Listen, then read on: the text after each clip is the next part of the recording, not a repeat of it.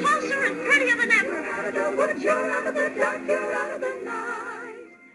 Hey, what's up everyone? The Emerald City Comic Con Funko exclusives were announced, and I gotta say that there are some really nice pops in there.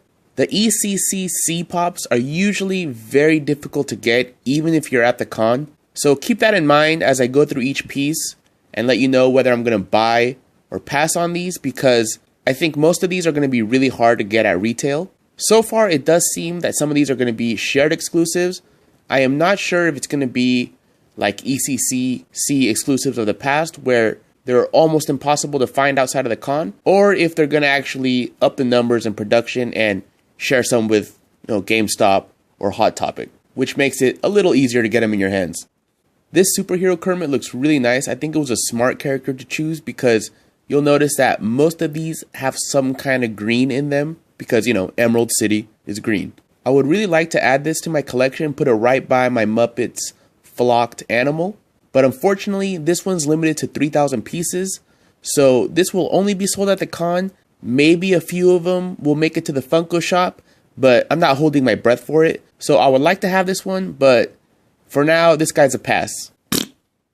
I really love the Looney Tunes, and Michigan J. Frog is one of the ones I was the most excited about when I first saw the glams, but recently I kinda was made aware of some of the history behind it, how it could be maybe a little bit culturally insensitive, to put it lightly. But as a kid, I really never picked up on that, and even as an adult, it just didn't really click until somebody really pointed it out. I kind of still want to get him. He's limited edition, so he might be shared somewhere. And really, almost every major form of entertainment, if you go back far enough in history, has some racist shit in there.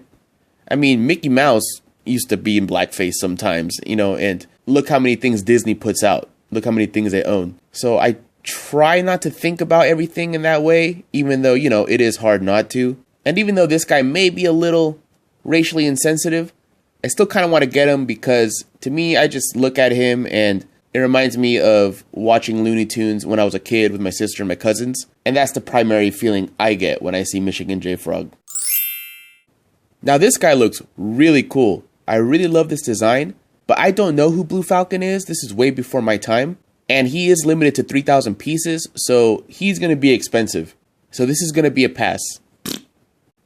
And it's going to be the same thing with Dynomutt. Really cool design, would really like to have them, but just don't know what Blue Falcon is, and 3,000 pieces, going to be too pricey for me, so this is also a pass. And this Peppermint Patty glam looks really good, looks just like the character. And maybe I'm simple, but it is kind of cool to see what characters they pick, how to incorporate the green into these ECCC pops. I didn't collect the peanuts because in person, I just didn't like how they looked that much, even though the sculpt is good, but some of the paint jobs weren't great and they're pretty simple. So for me, the paint jobs are very important when they're simple pops. So I'm not going to get this one just because I don't collect peanuts. The Creeper from Scooby-Doo is the first absolute must-have for me. I have the Scooby-Doo set, and I was hoping they were going to make some of the villains, and the Creeper came out perfect. He's one of the most memorable antagonists. The green looks good. I love the way the hands are. I love the sculpt on that face. I like how one of his eyes is more closed than the other. This pop looks really good, and it says limited edition, so I'm hoping that it is shared somewhere like Hot Topic, Barnes & Noble, GameStop. I tend to have the best luck with those retailers when it comes to these Comic-Con shared exclusives. And this guy is another must-have for me. El Diablo looks really awesome. This is a spastic plastic character. The spastic plastic characters from last year were some of my favorite ones, the Amazing Carlos and Otto. Really liked how those turned out, and I was hoping they were going to make more of them. This one is limited to 3,000 pieces, so this is going to be kind of hard to get. I'm hoping that they share some with the Funko shop like they did last year, but I'm going to have to be really quick if I want to get one of these because I doubt they'll share more than a few hundred.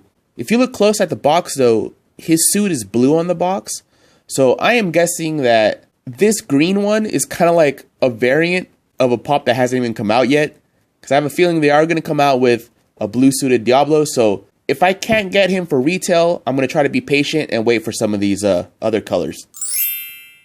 When I first learned about the spastic plastic characters, Tbone was another one that I thought was really cool and I was hoping they were going to make into a pop. This green version looks really good, but just like El Diablo, on the box he's blue, so I have a feeling they're going to come out with a blue one in the future. And same thing, if I can't get this one for retail, or, you know, a decent price, I may go up to like 30 bucks or so on eBay because I do think he is really cool, but I'm not going to pay much more than that. So I might be patient and wait for the blue version. This World War II old school Captain America may be the coolest piece of the entire show. I love that retro shield, the goggles, the leather straps on the helmet, the leather jacket, the pouches. Everything looks really, really cool about this guy. He's limited edition, so he's going to be a little easier to get, assuming that they are going to share the limited edition exclusives. So hopefully I can get my hands on this one. This one's really cool. Definitely in my top 3 pieces of the entire show. I'm really glad they didn't forget about the Star Wars fans. This muff tack is really cool. This is a definite must-have for me. I think this is the kind of piece that should have been in the Smuggler's Bounty Cantina box. One of the most memorable aliens from that scene. He's even holding some blue milk. Really awesome. He's also limited, so hopefully he goes somewhere good like GameStop. But yeah, this is also in my top 3. Really liking the variety of licenses. There's a little something for everybody, even as Star Wars fans, and this is definitely a buy for me. Can't wait to see this one in person. The Emerald City Crusader is a big pass for me. I have a feeling this guy might show up at the Funko shop. He reminds me of the superhero Freddy that glows in the dark. Had a really cool glam, but in person I wasn't as impressed with it. And this one does seem like it's more of a souvenir for people that attended the con. And it would be nice to have, you know, if you did go to the con and have a good time, really nice. But as someone that's not going, this just doesn't appeal to me at all. This Fara Pop is another good example of the nice variety they went with. All the Overwatch pops look really good. I don't play the game, so I don't collect them, so I'm going to pass. But this one does look pretty cool. I really like the Stranger Things show, and I think the pops look really good, but I didn't like it enough to go collect a whole new massive line. I am going to get a couple. I'm going to get the Hot Topic exclusive 11 with the kind of underwater bubble helmet, and the regular 11 with the bloody nose and the waffles. Of course, if I find the chase, that would be nice, but I'm not going to seek it out. But I think those 2 versions of 11 is what reminds me the most of the show. And she was, you know, my favorite character, probably everybody's favorite character. So I'm just going to get those 2. Maybe the Demogorgon if it looks cool in person. So yeah, I'm going to have to pass on this 2-pack because I'm pretty sure it's going to be like 30 bucks. And the Barb looks kind of cool, but the 11 is kind of plain looking. So yeah, this is going to be a pass for me.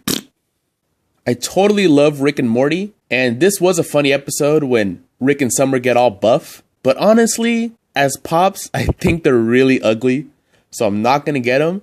I would have much preferred if they would have made like Bird Person or Mr. Meeseeks or something like that. Or even Summer in her like bondage gear. That would have been cooler to me than this 2-pack because, yeah, it's kind of ugly. Don't think I want to spend 30 bucks on this. Lately, I think the Dorbz rides look better than the Pop rides.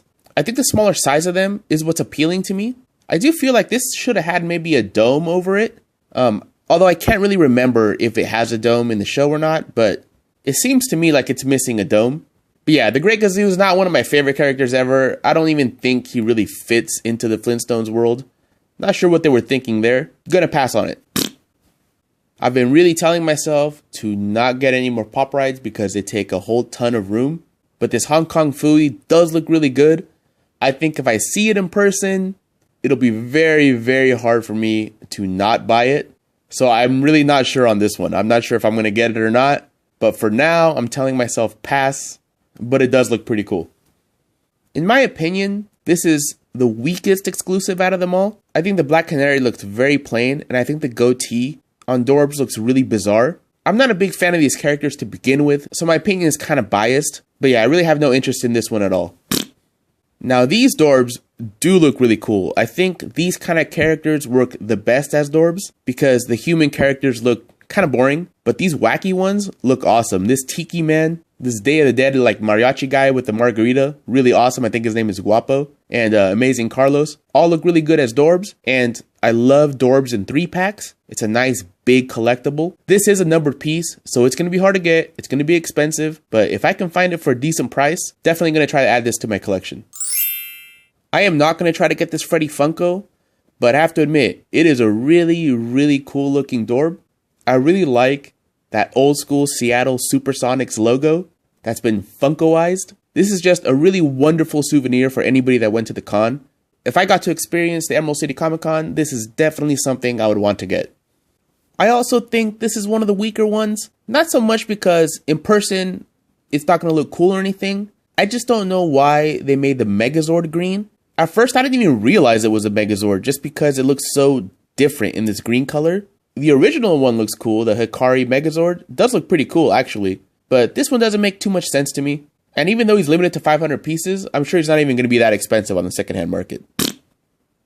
Alright guys, that's all the Funko exclusives at the Emerald City Comic Con this year. I want to say that all these designs are pretty strong. Everything is cool except for maybe a couple of things. And one of those is just because I'm not a big fan of it. And I did pass on a lot of things, but I think they look really great. And the reasons I'm passing on them is just because I feel like they're going to be too expensive or impossible to get, or I'm just not a collector of those items. But I'll admit that they all look really good. This is one of the strongest batch of exclusives for any Comic-Con I've seen. Really, really awesome. So I hope you enjoyed this video, and let me know if you're actually going to go to the con, or which one of these are your favorites, which ones are your least favorites.